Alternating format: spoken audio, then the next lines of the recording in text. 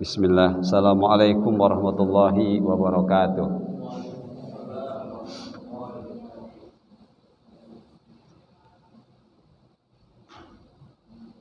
Kemarin kita sudah membahas tentang taubat. Tapi kemarin mati lampu. Mau diulang sedikit terus ketiga atau gimana? Bagaimana? Mau diulang sedikit sebelum ke yang ketiga, muraqabah.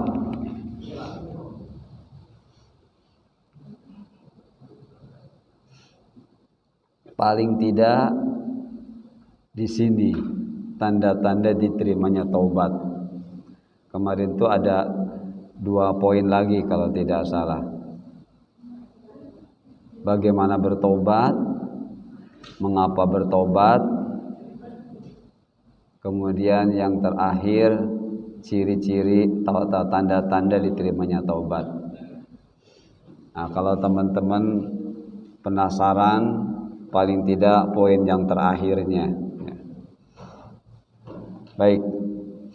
Innal hamdalillah nahmaduhu wa nasta'inuhu wa nastaghfiruh wa na'udzu billahi min shururi anfusina wa min sayyiati a'malina. من يهده الله فلا مضل له ومن يضلل فلا هادي له أشهد أن لا إله إلا الله وحده لا شريك له وأشهد أن محمدا عبده ورسوله يا أيها الذين آمنوا اتقوا الله حق تقاته ولا تموتن إلا وأنتم مسلمون يا أيها الناس اتقوا ربكم الذي خلقكم من نفس واحدة وخلق منها زوجها وبث منهما رجالا كثيرا ونساء واتقوا الله الذي تساءلون به والأرحام إن الله كان عليكم رقيبا يا أيها الذين آمنوا اتقوا الله وقولوا قولا سديدا يصلح لكم أعمالكم ويغفر لكم ذنوبكم ومن يطع الله ورسوله فقد فاز فوزا عظيما.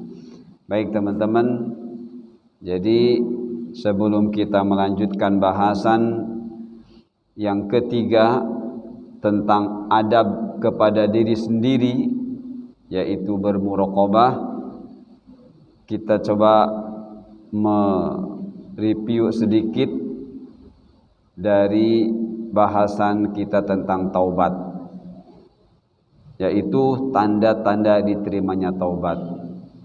Nah ini teman-teman, berdasarkan ayat-ayat dan hadis bahwa ciri-ciri orang diterima taubatnya adalah seperti ini.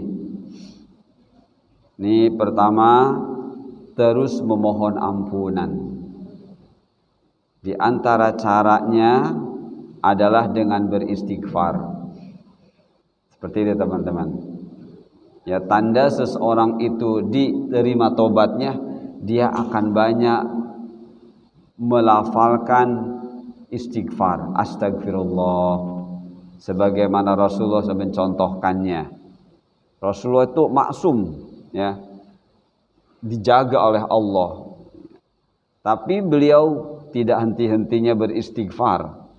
Dalam sehari antara 70 sampai 100 dalam sehari. Dan alhamdulillah kita senantiasa melaksanakan zikir pagi petang, ya. Pagi 100, petangnya pun demikian. Setelah asar ke maghrib kita pun 100. Ya, tapi tidak hanya cukup dengan astagfirullah, astagfirullah, kita harus paham apa astagfirullah itu, ya. Maka ketika kita mengucapkan astagfirullah, kita paham bahwa kita minta kepada Allah agar Allah menutupi semua kesalahan kita, sekecil apapun, sebesar apapun, sengaja atau tidak sengaja, cukup Allah saja yang tahu. Dan di samping harapan Allah menutupi, kita pun berharap Allah menghapusnya. Waalaikumsalam, ya. Jadi kita minta kepada Allah, ya Allah tutupi. Jadi makna istighfar itu seperti itu. Yang selanjutnya, ya Allah hapus. Nah, kalau kita mengucapkan istighfar dan mengerti maknanya, maka kita jangan sekali-kali menceritakan dosa-dosa kita kepada siapapun. Ya, dan usahakan jangan berbuat lagi dosa itu. Kalaupun jatuh karena mungkin ketidaksengajaan, Allah ampuni kita dengan catatan kita bersegera menutupinya dengan amal-amal yang soleh. Dan kalau orang sudah beristighfar, itu lihat, terus memperbaiki keimanan. Bukti seseorang memperbaiki keimanan, dia harus paham apa itu iman. Apa sih iman itu? Iman itu adalah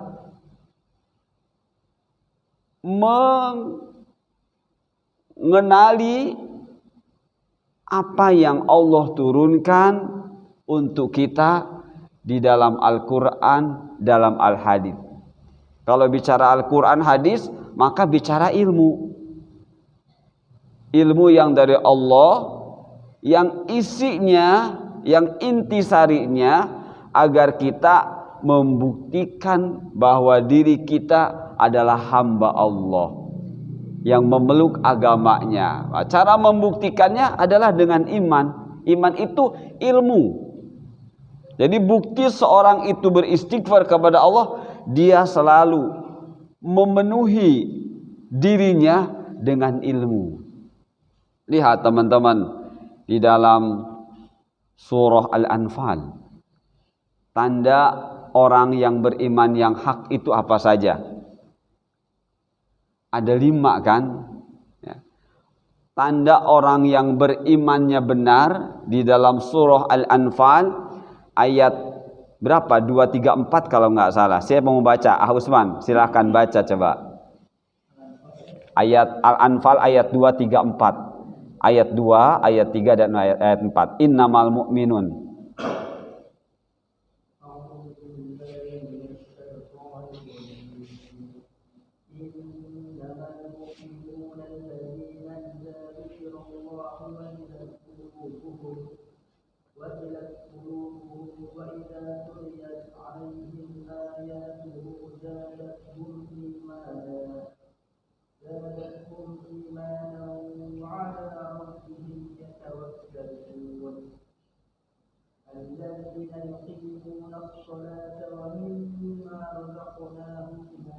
Halas, cukup segitu. Boleh sedikit lagi Ahiman, Usman. Nah,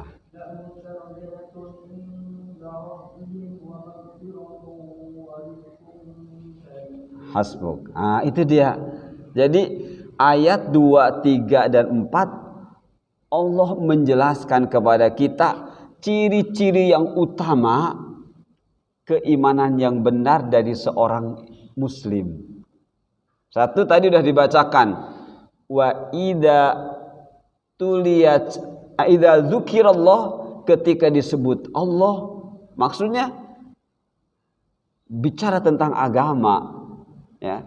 Dzukirallah, disebut Allah, wajilat qulubuhum, hatinya gemetar. Yang dimaksud gemetar itu apa teman-teman? 2 minimalnya harus kita pahami. Pertama, kita takut akan azab Allah. Bahwa Allah itu mengancam kita dengan azabnya, baik di dunia, di kubur, dan di akhirat.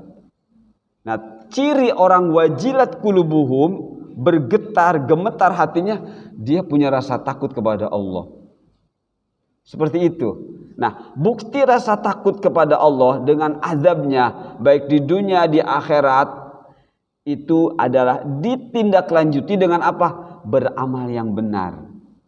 Nah, ketika seseorang beramal yang benar, ibadah yang benar, dia akan merasakan itmi'nan mutmainnah. Jadi, orang wajilat qulubum itu diperjuangkan, tumbuhkan terus rasa takut akan azab Allah di dunia, di akhirat, dan buktikan dengan mutmainnah, merasakan kenyamanan dengan beribadah yang benar. Nah, terlebih di akhir zaman ini teman-teman, ya, orang yang berjenggot seperti Pak Qadir, apa coba sebutannya? Teroris. Ya kan? Hati-hati tuh yang berjenggot, lihat celananya cingkrang, teroris. Kita harus mutmainnah, harus tenang. Jangan takut disebut seperti itu. Kenapa? Apa yang kita lakukan pakai ilmu. Inilah terus memperbaiki keimanan. Jadi memperbaiki keimanan itu tingkatkan amal soleh dan kualitasnya. Tingkatkan dan terus tumbuhkan. Begitu teman-teman. Nah, kemudian wa idza tuliyat alaihim ayatu zadathum, bertambah keimanannya. Setiap ayat Allah, baik memang berupa qauliyah ataupun kauniyah, ketika kita melihatnya, ketika kita membacanya, kita tumbuhkan penasaran, ingin mengetahui kandungannya. Nah, dengan mengetahui kandungannya, menambahkan keimanan kita. Itulah tanda beriman. Makanya kalau teman-teman baca ayat-ayat, jangan dicukupkan hanya baca saja. Ketahui makna yang terkandung dalam ayat-ayat itu. Makanya saya terkadang sedih teman-teman. Saudara-saudara kita baca ayat berlomba-lomba di malam Jumat, tapi tidak ada perubahan amal-amal. Dari tahun ke tahun, dari minggu ke minggu. Padahal ayat itu di dalam surat tersebut, subhanallah, kalau kita pahami, seharusnya membuat kita memiliki 5 tanda dalam surah Al-Anfal tersebut. Setiap ayat yang kita baca harus menambah potensi keimanan kita, harus menambah kualitas keimanan kita. Zadatum imana wa ala rabbihim yatawakkalun, bertawakal. Tawakal itu apa?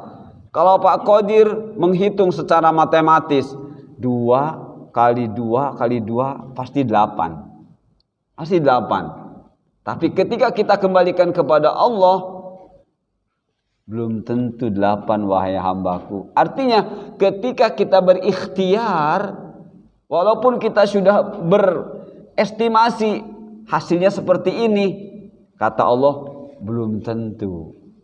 Bisa jadi lebih, bisa jadi kurang. Itulah tawakal. Jadi tawakal kita hanya diperintahkan oleh Allah untuk berikhtiar, berupaya, berusaha semaksimal mungkin. Adapun hasilnya jangan dikembalikan kepada kita, kembalikan kepada Allah. Yang bisa jadi hasilnya akan berlebih. Seperti itu. Kalaupun berkurang, itu hanya ujian. Hanya ujian dari Allah. Nah, itu teman-teman. Nah, 3 tanda ini berkaitan dengan hati kita. Ya, tanda 3 ini berkaitan dengan hati kita. Ya. Rasa takut itu urusan hati. Ya. Mutmainnah, kenyamanan itu urusan hati. Tawakal itu hati. Ya, jadi 3 tanda. Pertama itu urusannya dengan hati. Nah, kemudian ada 2 tanda lagi. Yuqimunas shalah wa yunfiqun mimma razaqnahum. 2 tanda. Salat nggak bisa diam-diam. Nggak bisa cukup eling.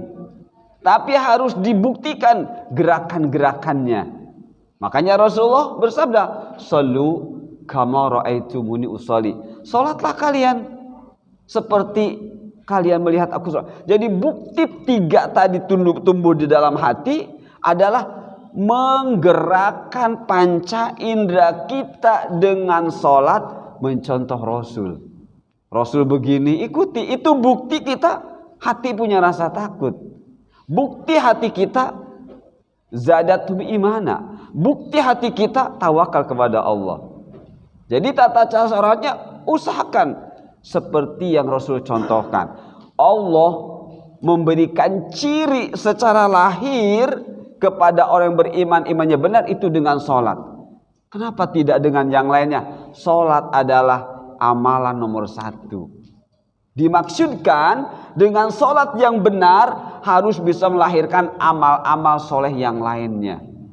Adakah di dalam sholat kita diperintahkan untuk menentang Allah? Nggak ada. Justru ketika sholat kita suruh taat kepada Allah, maka di luar sholat buktikan ketaatan itu. Buktikan di luar sholat. Nah, makanya Allah hanya menyampaikan sholat. Tapi dimaksudkan bukan hanya amalan sholat. Semua amal-amal yang sehari-hari kita kerjakan harus merujuk kepada sholat. Dan sholat yang benar harus bisa melahirkan amal-amal yang disebut dengan amal soleh. Itu teman-teman. Nah, kemudian ditambah lagi wa yunfiqun, nafkahkan alias belanjakan harta benda kita yang Allah berikan kita kepada kita, baik yang itu sedikit jumlahnya ataupun yang banyak, untuk ketaatan kita kepada Allah. Itulah teman-teman ciri orang yang beriman dan imannya benar. Nah, jadi kalau teman-teman sudah sholat masih saja amal-amal yang Rasul tidak contohkan dikerjakan, itu belum berarti. 5 tanda itu belum. Ya, jadi kita harus berani membuktikan, saya harus meninggalkan amal-amal yang selama ini saya ketahui enggak ada contohnya. Kenapa? Karena saya mendambakan 5 tanda yang Allah sebut di awal-awal surah Al-Anfal ini hadir di diri kita secara lahir dan secara batin. Itu teman. Nah, inilah terus memperbaiki keimanan. Ya, artinya rajin menuntut ilmu dan jangan bosan menuntut ilmu. Tumbuhkan optimisme alias jangan putus asa. Sedikit ada orang yang mengatakan, wah, tanda-tandanya tanda-tanda Wahabi Salafi nih. Mereka menyebut Wahabi Salafi itu sebagai stigma, sebagai celaan. Nah, kita yang disebut begitu, akankah mundur? Jangan. Terus optimis. Ya, itu ujian buat kita ketika kita sudah mulai mengenal iman yang benar. Nah, mereka yang menyebut kita Salafi, Wahabi dengan tujuan untuk mencaci maki kita, siapakah mereka? Mereka umat Islam sendiri. Ya kan, umat Islam sendiri. Kenapa mereka bisa begitu? Lihat teman-teman, Rasulullah pernah bersabda, yushiku antada'al umamu alaikum. Nanti akan terjadi bangsa-bangsa, suku-suku, atau katakanlah umat manusia, ya, yang mereka memusuhi Islam, yang mereka tidak suka Islam. Antada'a alaikum, mereka akan memperebutkan kalian. Jadi kita ini teman-teman akan menjadi rebutan manusia yang mereka manusia itu memusuhi Islam, gak suka Islam. Kita akan menjadi rebutan. Tapi apa yang dimaksud rebutan ini? Apakah karena kita punya nilai yang mereka harapkan, punya nilai-nilai positif yang mereka harapkan? Bukan. Kama tada'al akalatu min qas'atiha. Sebagaimana orang-orang yang pada siap makan, lapar, melihat hidangan yang sudah disiapkan. Ya. Gimana teman-teman kalau orang sudah lapar dan sudah melihat hidangan? Akan berebut. Nah, kita ini diibaratkan makanan yang akan menjadi rebutan. Saat itu sahabat bertanya, amin qillati nahnu yauma idin. Apakah karena waktu itu kami menjadi rebutan jumlahnya sedikit wahai Rasulullah? Bal antum katsir. Tidak wahai sahabat-sahabatku. Kalian justru banyak. Walakinnakum gutha ka gutha'is sail. Tapi banyaknya kalian seperti buih di lautan, seperti buih di permukaan air. Kenapa Rasulullah mengumpamakan kita yang jumlah banyak tapi seperti buih? Tadi seperti makanan, kemudian ditampilkan lagi seperti buih. Ya. Maksudnya seperti buih adalah saat itu umat Islam secara mayoritas beribadahnya tidak seperti yang Allah inginkan. Begitu teman-teman. Padahal kita diciptakan oleh Allah untuk apa? Untuk beribadah. Wa ma khalaqtul jinna wal insa illa liya'budun. Aku tidak menciptakan jin, aku tidak menciptakan manusia kecuali untuk beribadah. Ibadah itu akan disebut ibadah kalau pakai ilmu. Ketika kita beribadah tidak pakai ilmu, berarti kita tidak melaksanakan apa yang Allah inginkan. Maka kita saat itu diibaratkan guta, diibaratkan buih. Nah, apa yang terjadi saat kita ini kaguta seperti buih? Rasul mengatakan, la yanzi'anna min suduri aduwikum al-haibah. Maka saat itu Allah cabut dari musuh-musuh kalian rasa takut kepada kalian. Dulu di masa Rasulullah, al-munafiqun yukhbi'un. Orang-orang munafik itu di masa Rasulullah bersembunyi, takut dibunuh, takut begini. Ya. Orang-orang kafir takut, menyembunyikan ketakutannya, kekufurannya dengan pura-pura beriman. Disebutlah munafik. Ya, karena mereka takut.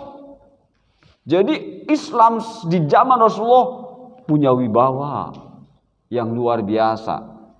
Orang-orang kafir pun menyembunyikan kekafirannya dengan keimanan.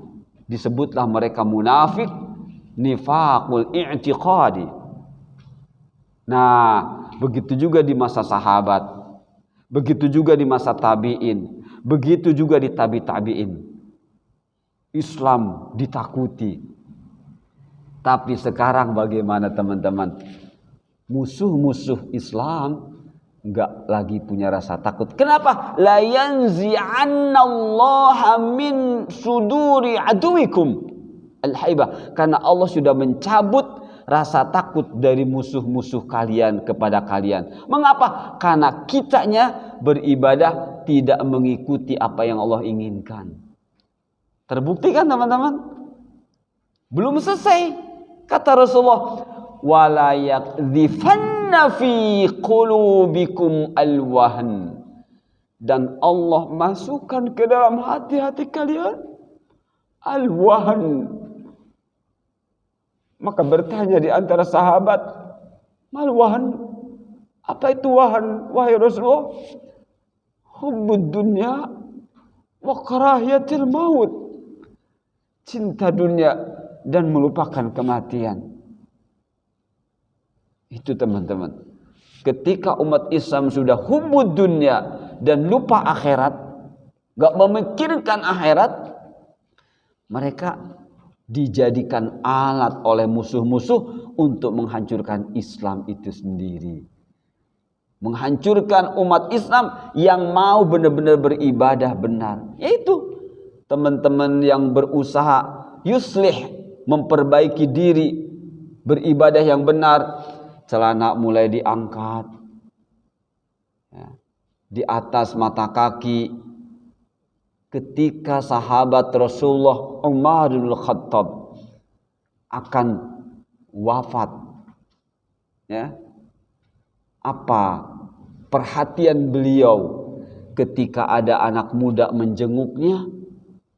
Ketika akan pulang, sahabat Umar bin Khattab melihat anak muda itu kainnya menjulur di bawah mata kaki. Apa reaksi beliau? Panggil anak muda itu, suruh kembali. Suruh apa? Angkat kainmu. Itu dah mau meninggal. Saat-saat begitu beliau sakit keras, tapi masih begitu perhatian kepada umat. Angkat kainmu. Karena dengan mengangkat kainmu itu akan lebih menjaga ketakwaanmu dan menjaga kebersihanmu. Subhanallah. Itu sudah dalam keadaan seperti itu. Kita ingin melaksanakan seperti itu, dituduh oleh siapa? Oleh saudara kita sendiri yang muslim, teroris. Seperti itu teman-teman. Jadi umat Islam yang hatinya kosong dari ilmu, mereka kagusa, menjadi alat musuh-musuh kita menghancurkan kita. Makanya mari teman-teman, jangan takut. Ya, jangan takut kita disebut teroris. Jangan takut disebut kita salafi, wahabi, yang mereka maksudkan benci. Padahal kalau kita tahu arti salafi, itu adalah sahabat. Orang-orang yang berpegang teguh dengan apa yang Rasul ajarkan ke mereka. Itulah makna salafi. Salaf. Nah, kita yang mengikutnya disebut salafi. Jamaknya salafiyun. Kalau wanita salafiyah, jamaknya salafiyat. Nah, orang-orang yang menstigmakan kata-kata salafi dan wahabi, itu mereka yang buta, yang seperti buih, kosong hatinya dari ilmu, teman-teman. Nah, inilah bukti kita diterima tobatnya. Jangan pesimis, terus optimis. Ya, optimis. Kemudian terus melakukan amal-amal soleh. Amal-amal soleh dengan apa? Tathir. Ada tanzif, ada tathir. Kalau tanzif lebih ke fisik. Kalau sudah tathir, perjuangan membersihkan fisik dimulai dari dalam. Apa? Membersihkan hati. Kalau bicara membersihkan hati, apa teman-teman? Membersihkan dosa. Diisi dengan ilmu. Itulah namanya tathir. Berwudu, itu tathir. Kapan? Ketika wudunya benar. Ya, apa kata Rasulullah? Man tawaddo'a. Man tawaddo'a. Kama umira wa shalla kama umira ghufira lahu ma taqaddama min amalin aw min dambin. Barang siapa berwudu seperti yang dicontohkan, kemudian sholat pun demikian seperti yang dicontohkan, apa jaminannya? Ghufira lahu ma taqaddama min amalin. Diampuni dosa-dosa yang telah lalu. Ulama berbeda pendapat dalam memahami ma taqaddama min amalin. Diampuni dosa-dosanya. Sebagian ulama memahami dosa-dosa kecil. Sebagian ulama, kalau mereka punya dosa besar dan dosa kecil, maka dosa kecil dulu diampuni. Kalau mereka tidak ada dosa kecil, dosa besar. Optimislah kita. Semuanya bagi Allah mudah. Kalau kita merindukan semua dosa diampuni, buktikanlah dengan tathir terus. Dengan menyadarkan diri kita tidak akan lepas dari dosa. Ya. Manusia itu fatanan, selalu diuji oleh Allah dengan jatuh ke dosa dan dosa. Tapi manusia diciptakan tawaban. Ya, tawaban dimotivasi untuk mudah bertaubat. Nah, itu teman-teman ya. Jadi optimis, terus melakukan amal-amal soleh tathir, baik perkataan maupun anggota badan. Maksudnya apa perkataan anggota badan? Amal-amal kita ini tidak lepas dari dua, ucapan dan gerakan-gerakan badan. Tidak akan lepas dari itu. Tapi sumbernya hati. Sumbernya hati. Jadi amal-amal kita tidak lepas dari amal lisan dan amal selain lisan. Ulama mengistilahkannya dengan amal jawari. Nah, kata Abu Hurairah, man lam yara anna kalamahu min amali wa anna khuluqahu min dini halaka wa huwa la yash'ur. Barang siapa yang tidak menyadari bahwa ucapannya ini adalah amal dia yang dicatat oleh malaikat, dan dia pun tidak menyadari akhlak dia adalah agamanya, maka dia adalah hancur. Apa maksudnya teman-teman? Ucapan kita, amal kita. Akhlak kita, agama kita. Maksudnya apa? Semua ucapan kita, semua gerakan badan kita, itu adalah amal agama yang disebut dengan akhlak. Jadi akhlak itu apa? Ekspresi jiwa ketika kita bicara agama. Duduknya kita, akhlak kita. Apa saja yang kita lakukan, kita nulis, kita ini semua akhlak. Tapi yang dimaksud adalah harus bernilai pahala. Jadi agama mengajarkan kita berakhlak yang mulia, alias semua tingkah laku kita, semua perilaku kita, baik dari mulut kita, baik telinga kita, apa saja harus berujung dengan pahala. Nah, kalau kita tidak menyadari bahwa itu adalah agama kita, halaka, hancur. Dan kita tidak merasa nanti di akhirat, walladzina kafaru a'maluhum kasyarabin biqi'ah. Ya. Orang-orang yang waktu di dunia beramalnya tidak mengikuti Rasul, maka amal mereka kasyarabin, seperti fata morgana. Yahsabuhu dzam'anu ma'a. Orang-orang yang sedang kehausan mengira bahwa itu adalah air, padahal ternyata tidak ada air. Kita mengira amal kita diterima oleh Allah, padahal ternyata Allah menolaknya. Kenapa? Selama kita melakukan amal-amal tidak mengikuti Rasul sallallahu alaihi wasallam. Silakan adzan dulu.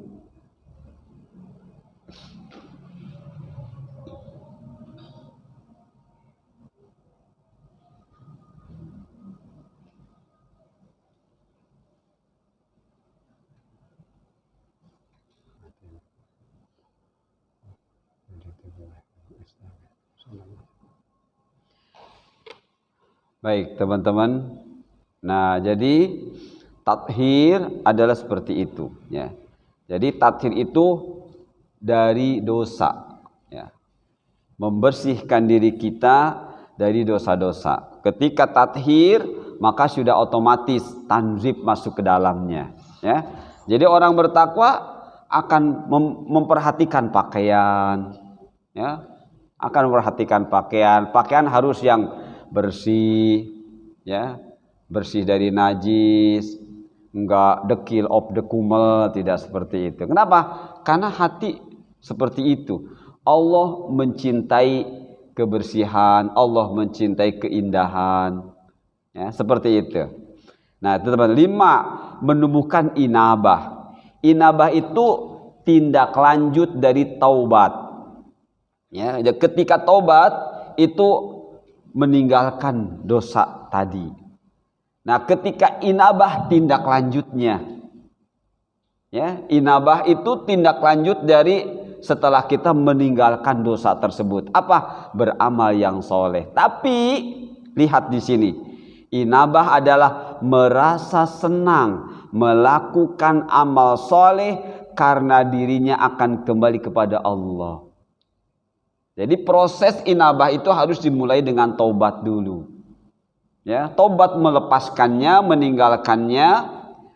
Inabah menindaklanjutinya dengan amal-amal yang soleh. Dan ketika kita beramal yang soleh, senang. Senangnya apa? Karena akan kembali kepada Allah. Jadi ketika kita beramal, bukan tengok kanan, tengok kiri, pengen dilihat orang. Bukan. Tapi pengen dilihat oleh Allah. Seperti itu teman-teman, ya. Kemudian menumbuhkan istislam. Istislam adalah menyerahkan diri, makna dari Islam. Jadi Islam itu maknanya istislamu lillahi bitauhid wa al-inqiyadu bitta'ah wa at-tabarru' minasyirki wa ahli. Jadi ketika disebut Islam yang harus kita pahami apa? Menyerahkan diri kepada Allah bitauhid. Maksudnya apa? Untuk siap ibadah dengan benar. Itu tauhid maknanya. Jadi tauhid itu artinya mengesahkan Allah. Maksudnya apa? Siap beribadah dengan benar. Bukti beribadah dengan benar apa? Al-inqiyadu lahu bitta'ah. Tunduk dengan siap taat. Kalau sudah taat namanya kembali tauhid dan ittiba sunnah. Mengikuti Rasul. Nah, barengi dengan kehati-hatian apa? Dari kesyirikan. Waspada jatuh kepada kesyirikan. Ya, hindari kesyirikan dan waspada juga dari pelaku-pelaku syirik. Nah, itu teman-teman. Kemudian terus menjaga diri untuk berada dalam istiqomah. Nah, sebagian ayat-ayatnya ini. Hadis-hadisnya ini teman-teman. Jadi untuk membuktikan dari bukti-bukti tadi, ini diantaranya kullu ibni Adam khata'un wa khairul khata'in at-tawwab.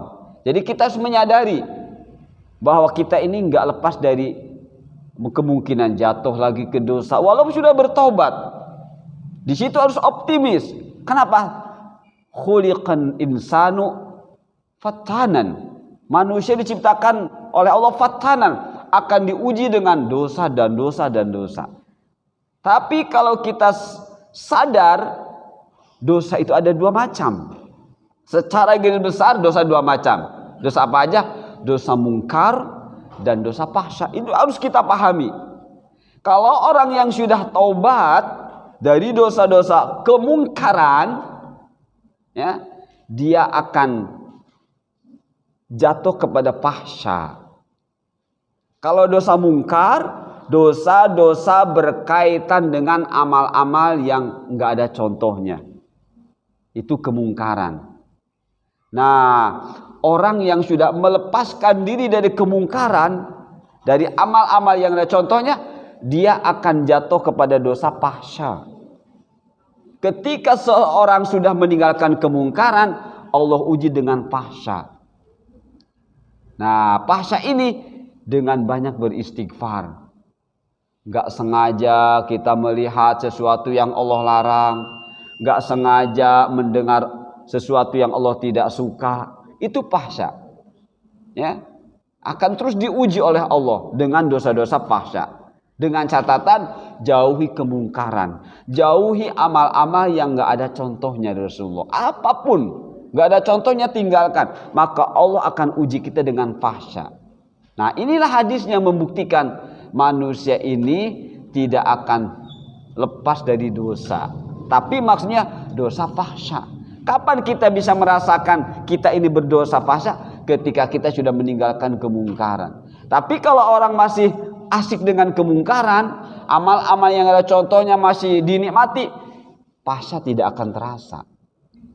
Jadi ayat ini berlaku bagi siapa? Bagi orang yang hadis ini berlaku bagi orang yang sudah meninggalkan kemungkaran. Kalau belum kemungkaran ditinggalkan, tidak akan terasa seperti ini. Nah, kemudian teman-teman, ayat 135 Ali Imran.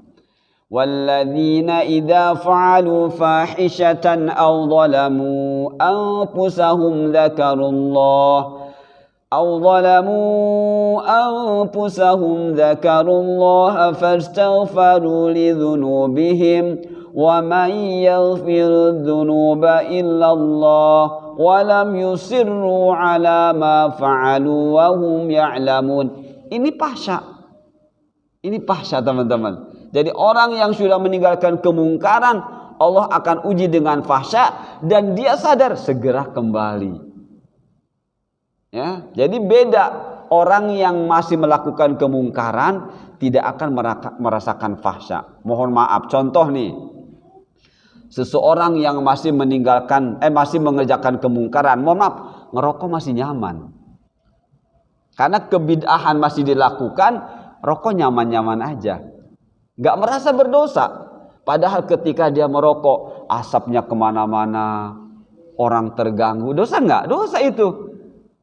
Tapi ketika orang sudah meninggalkan kemungkaran, dia hati-hati, berpikir, merokok.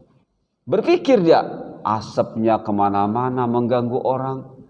Dia pun membakar nikmat yang seharusnya dia berikan lakukan kepada orang alokasikan kepada yang lebih jelas manfaatnya, tapi dia membakarnya. Nah, itu teman-teman contohnya, ya. Jadi kalau orang masih melakukan kemungkaran, ngerokok masih nyaman, nggak merasa berdosa. Nah, itu teman-teman. Maka tinggalkan kemungkaran, maka Allah akan bimbing kita. Allah akan uji kita dengan dosa-dosa fahsya. Makanya di sini lihat ayatnya. Dan orang-orang yang apabila mengerjakan perbuatan keji, fahsya, ya, atau mengenai menzolimi diri, hanya berkaitan dengan fahsya, mereka segera ingat Allah. Ya, jadi orang yang segera ingat Allah tuh mereka yang sudah meninggalkan kemungkaran. Kalau kemungkaran tidak tinggalkan, nggak akan ingat mereka. Nyaman-nyaman saja dengan dosa-dosa begitu. Menggibah orang nyaman, menuduh orang begini nyaman. Padahal kita takut menuduh orang. Ya, kita dituduh begini-begini, mereka nyaman-nyaman saja, nggak merasa berdosa. Kenapa? Masih asik dengan kemungkaran, teman-teman. Maka tinggalkan kemungkaran. Ya, nah, begitu. Lihat ayat surat Al-Ahzab 71. Ketika orang sudah bertobat, Allah akan buktikan, ya ayyuhalladzina amanu taqullaha wa qulu qawlan sadida. Hai orang yang beriman, bertakwalah kamu kepada Allah dan berkatalah dengan perkataan yang benar. Maksudnya perkataan yang berdasarkan ketauhidan. Itu maksudnya. Jadi ketika kita mau bicara, kita mikir dulu, dosa tidak? Allah suka enggak dengan perkataan saya? Mencaci maki orang berdosa enggak? Dipikirkan qaulan sadida. Ya. Kalau itu dilakukan, ya, kita berusaha untuk mengatur ucapan kita, mengatur pandangan kita, mengatur apa yang akan masuk ke dalam telinga kita, mengatur apa yang akan kita lakukan. Allah janji, yuslih lakum a'malakum. Allah akan bimbing tata cara beramal kalian dalam beramal agama. Ya. Jadi dengan kita berhati-hati, itu salah satu bentuk bimbingan Allah terhadap diri kita. Kehati-hatian kita dalam berbicara, kehati-hatian kita dalam memandang, kehati-hatian kita dalam menerima suara-suara yang Allah suka atau tidak, kita hati-hati. Kita menseleksinya. Itu bentuk Allah membuktikan bimbingan kita dari ayat 71, yuslih lakum a'malakum. Ya. Wa yaghfir lakum dzunubakum, dan Allah ampuni. Bentuk atau ciri seseorang diampuni dosanya, dia terus merindukan amal yang soleh, merindukan amal yang benar. Begitu ya teman-teman ya. Wa may yuti'illaha wa rasulahu faqad faza fawzan 'azima. Bukti kita berkata yang benar, bukti kita diperbaiki oleh Allah, taat kepada Allah dan Rasulnya. Dan taat kepada siapapun yang memang mereka taat kepada Allah dan Rasulnya. Seperti itu ya. Kemudian ayat 160 Al-Baqarah, illalladzina tabu wa aslahu wa bayyanu faulaika atubu alaihim wa anat tawwabur rahim. Jadi orang-orang yang berdosa besar sebesar apapun, Allah akan terima tobatnya dengan catatan aslahu wa bayyanu. Ya. Berterus terang kepada Allah. Ya, berterus terang kepada Allah. Minta perbaikan, minta perbaiki. Wa bayyanu, kalau dia pernah menyebarkan sesuatu yang itu berdosa, bayyanu, buktikan.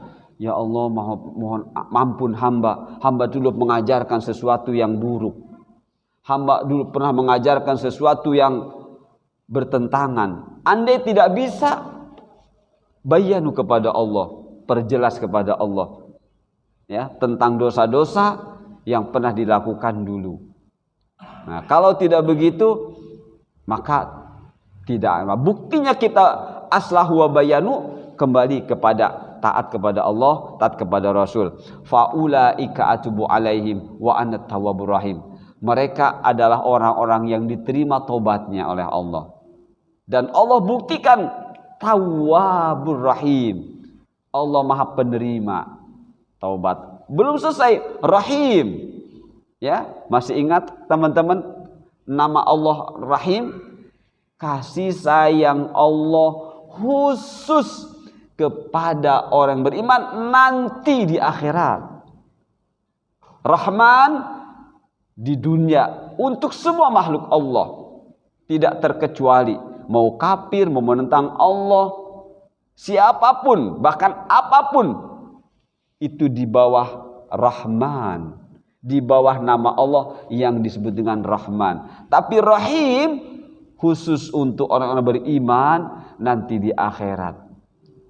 Nah, ini teman-temannya. Berikutnya Surah Al-Furqan ayat 70-71. Illa man taba wa amana wa amila amalan salihan faulaika yubaddilullahu sayyiatihim hasanat wa kana Allahu ghafurar rahima. Wa man taba wa amila salihan fa innahu yatubu ila Allahi mataba. Kecuali orang-orang yang bertaubat. Artinya di sini orang yang bergelimang dosa, Allah tetap akan ampuni kalau mereka bertaubat. Maksudnya begitu, ya. Jadi orang yang bergelimang dosa jangan khawatir. Kalau bertobat, Allah akan ampuni.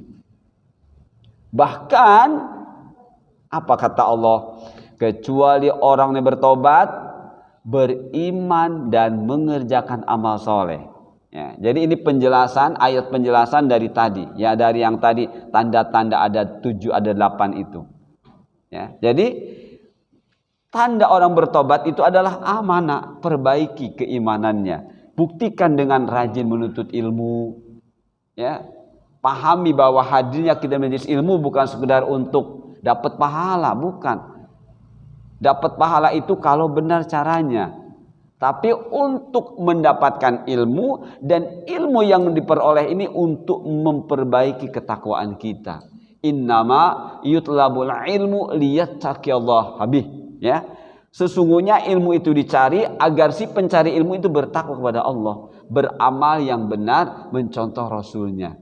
Nah, jadi kata Allah, illa man taba, kecuali orang bertobat, beriman dan mengerjakan amal soleh. Maka orang yang telah melakukan seperti ini, apa kata Allah? Maka itu kejahatan mereka diganti oleh Allah dengan kebaikan. Keburukan yang pernah dilakukannya, kalau tobatnya benar seperti ini, perbaiki keimanan, buktikan keimanannya dengan amal soleh, Allah terima tobatnya, Allah ganti perbuatan-perbuatan buruknya dengan amal-amal yang bagus, dengan pahala yang besar. Nah, itu teman-teman. Dan adalah Allah Maha Pengampun lagi Maha Penyayang. Mengapa Allah menyebut namanya dengan di awal, di ujung-ujung ini? Untuk membuktikan dan untuk menghilangkan keraguan-raguan di dalam diri kita. Jangan ragu, ya, dengan taubat kita. Selama mau mengikuti tata caranya yang Allah sebutkan di sini, amanah, perbaiki keimanan dengan ilmu yang benar, buktikan dengan amal soleh. Allah buktikan Ghafur, Allah Maha Penghapus dosa, Allah Maha Penutup dosa, dan Rahim, ya, Allah Maha Penyayang, ya. Allah akan lipat gandakan, Allah akan ganti dengan yang baik-baik, Seperti itu. Dan dibuktikan dengan amal soleh tadi.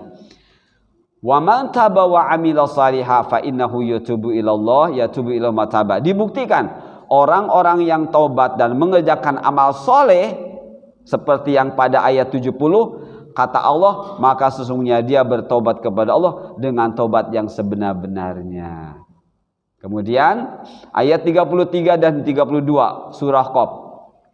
Hadza ma tu'aduna likulli awwabin hafiz man khasyiyar rahmana bil ghaib wa jaa'a biqalbin munib. Kalau dalam ayat ini 4 ciri seseorang yang akan diberi surga oleh Allah. 1, awab. Ya. Awab maknanya taubat. Hafil, menjaga hukum-hukum Allah. Maksudnya menjaga perintah-perintah Allah. Mana yang haram, mana yang halal, mana yang subhat, mana yang wajib, mana yang sunnah, mana yang makruh. Ini diketahui. Hukum-hukum Allah baik yang taklifi ataupun yang wad'i, dipelajari semuanya. Ya, karena hukum-hukum Allah, aturan-aturan Allah dalam beragama ini ada 2. Hukum taklifi dan hukum wad'i. Hukum taklifi seperti wajib, sunnah, haram, makruh, mubah. Hukum wad'i adalah al-amarat, peristiwa-peristiwa alam yang terjadi di alam ini, termasuk pada diri kita. Kita akan sakit, kita akan letih, kita akan tersenyum, kita akan bahagia, kita akan begini-begini. Itu namanya hukum wad'i. Dan itu mempengaruhi hukum taklifi. Ya, jadi kita harus mengenali 2 hukum ini. Kalau kita nggak mengenali hukum wad'i, hanya taklifi saja, tidak akan berjalan lancar hukum taklifinya. Ya, contoh hukum wad'i, teman-teman sakit, ya, teman-teman kekenyangan, teman-teman muntah-muntah, itu hukum wad'i. Akan mempengaruhi hukum taklifi. Teman-teman tadinya mau sholat berjamaah, ya sudah siap, teman-teman sakit, muntah. Apa harus tetap dalam muntah sholat berjamaah? Enggak. Boleh ditunda sholat berjamaahnya. Kenapa? Karena muntah-muntah. Itu namanya hukum wad'i. Dan enggak harus menyesal. Aduh, saya enggak ikut berjamaah. Enggak harus menyesal. Kenapa? Itu Allah sedang memberikan hukum wad'i kepada teman-teman. Di situ rukhsah. Orang yang mengambil rukhsah adalah termasuk orang yang dicintai oleh Allah. Jadi secara fisik, waduh saya enggak dapat pahala berjamaah. Enggak.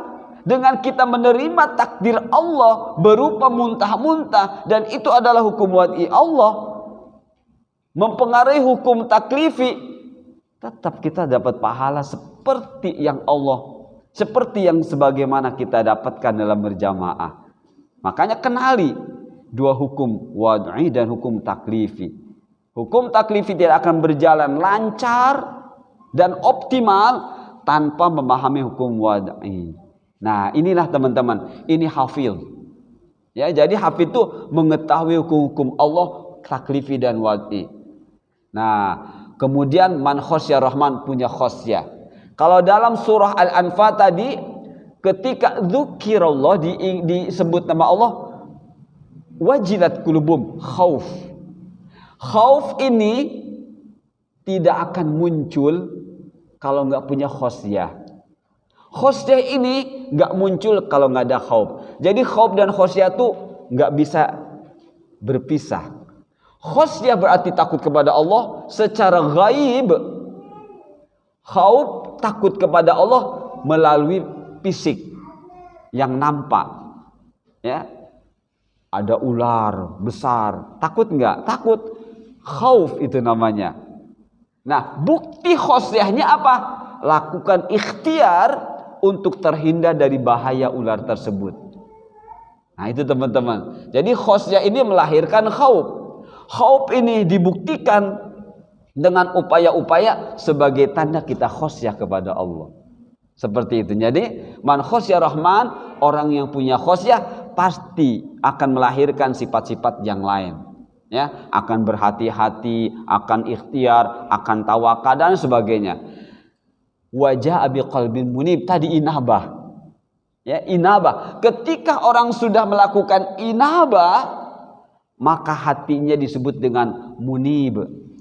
Ya, jadi orang yang sudah inabah melakukan amal-amal dengan penuh rasa senang karena dia akan kembali kepada Allah. Allah sebut mereka itu hatinya munib. Kalau sudah sebut munib apa teman-teman? Sudah jadi sifat. Kalau sudah jadi sifat gimana? Sudah nempel pada dirinya. Masya Allah. Begitu teman-teman ya. Jadi munib adalah orang yang terus melakukan amal-amal soleh dengan penuh rasa senang. Karena yakin dirinya akan kembali kepada Allah. Dan dia berharap dia digembirakan oleh Allah nanti ketika ketemu. Itulah munib. Az-Zumar ayat 53. Qul ya ibadiyalladzina asrafu ala anfusihim la taqnatu min rahmatillah innallaha yaghfirudz dzunuba jami'a innahu huwal ghafurur rahim. Di sini tadi jangan pesimis, harus optimis. La taqnatu min rahmatillah. Ya, bukti kita tidak pesimis dan optimis, lakukan amal-amal soleh terus. Jatuh lagi kepada dosa, pasya, bertobat, beristighfar, beramal soleh. Ya, jadi ayat ini memotivasi kita agar kita terus optimis dan kita agar bisa mengimani dengan benar bahwa Allah Ghafurur Rahim. Nah, seperti itu teman-teman ya. Kemudian mudah-mudahan ini terakhir. Lau anna qulubana taharat ma syabi'na min kalami rabbina. Ini perkataan sahabat Rasulullah SAW ya, Utsman bin Affan. Apa kata beliau? Lau anna qulubana tahurat, andai hati kita ini bersih, tahurat bersih dari dosa. Ya, tadi tathir, ma syabi'na min kalami rabbina. Kita tidak akan pernah kenyang, tidak akan pernah puas dengan firman-firman Allah. Dibacanya, dipahaminya, dibacanya, dipahaminya, diamalkan, disebarluaskan. Ini maknanya. Ya, jadi jangan kita hanya satu surat itu terus selama hidup. Kemanakan surat yang lainnya? Ya, baca semua ayat-ayat, dipahami, jadikan zadathum imana, zadatkum imana. Jadikan iman kita ini bertambah terus dengan melalui membaca ayat demi ayat, pahami. Nah, ini teman-teman ya. Jadi lau anna qulubana tahurat, andai hati kita ini bersih dari dosa, ketika ada dosa terjadi segera istighfar. Segera ingat Allah, wajilat qulubuhum zadathum imana yatawakkalun. Ya, seperti itu. Baik teman-teman, sepertinya ini yang terakhir. Alhamdulillah. Berarti kita nggak bisa bahas yang ketiga karena waktu tidak cukup. Berarti pertemuan berikutnya kita akan membahas akhlak yang ketiga terhadap diri sendiri, yaitu senantiasa bermuraqabah. Ya. Bermuraqabah, insya Allah pertemuan berikutnya segera tahu aja nanti poin-poin yang akan kita bahas tentang muraqabah. Apa itu muraqabah dan siapa muraqabah, di mana muraqabah dan kapan muraqabah, mengapa muraqabah dan bagaimana. Minimalnya itu poin-poin bahasan terkait dengan muraqabah. Itu saja teman-teman ya. Baik, insya Allah kita akan bahas nanti minggu depan, bulan depan, tentang muraqabah. Subhanakallahumma bihamdika asyhadu an la ilaha illa anta astaghfiruka wa atubu ilaik. Wassalamualaikum warahmatullahi wabarakatuh.